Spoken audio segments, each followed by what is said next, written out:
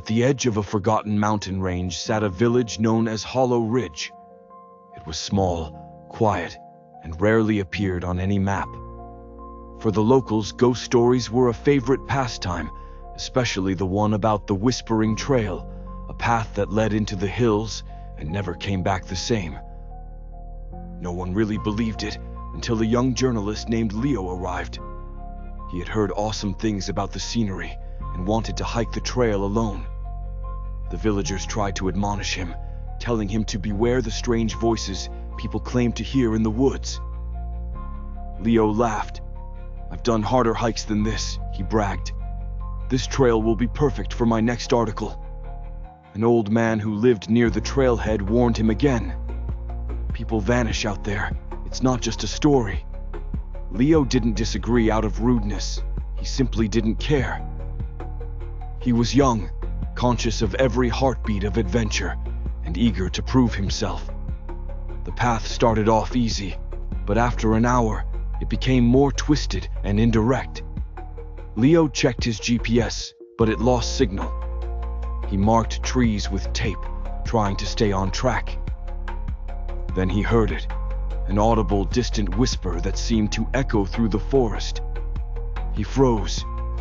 "Hello," he called out. No response. He brushed it off as wind. But as he walked further, the trail split into three. No signs, no footprints, no idea which option was right. He chose the middle path, but something felt wrong. The wind carried a hint of cold air, even though the sun still hung in the sky. The trees grew dense, the shadows longer.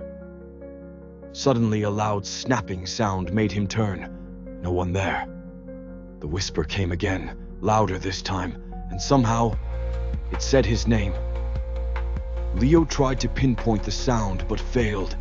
He turned to go back, but the tape marks were gone. The forest had switched. What once seemed normal now looked twisted, wrong, alive. Panic grew in his chest like an immense weight. He ran, but the forest seemed to torment him. The wind whispered secrets. The shadows stretched unnaturally.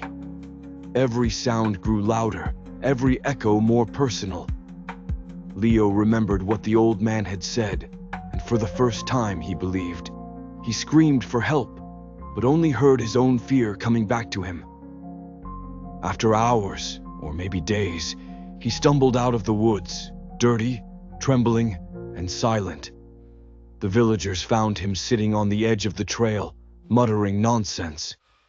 One woman asked him, "Are you okay?" He looked at her and said, "Don't go in there. It knows your name." To this day, Leo never wrote the article. He became a man who kept to himself, never spoke of the forest again, and warned every hiker he met. Some said he was brave. Others called him an idiot for going in alone. But those who've hiked the Whispering Trail since say this: if you stop and listen closely, you might hear a voice, yours, echoing from somewhere deep inside.